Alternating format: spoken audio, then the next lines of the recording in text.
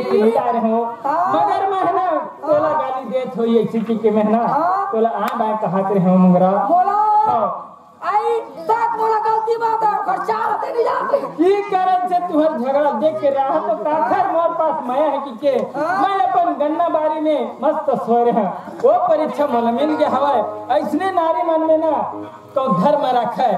तो हमार मन की विकास बढ़ जाए हो काबर लोग लेकर आश्रम मरबे तैसने वे अपन जैसना गुजारा है तैसने एकरे से दिक्कत है नारी नारी कहती है नारी नर के खान ऐसी नारी होते है मोंगरा के सम्मान और नारी देखा तो ये नारी देखो काबर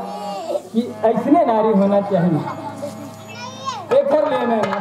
हाँ ये मतलब है नकल ये असल और नकल देखे हवा जे नकल है तेला छोड़ दू असल है तेला धर लू एकर लेना माफी चाहता हूँ दई बनी मसीह बोलो।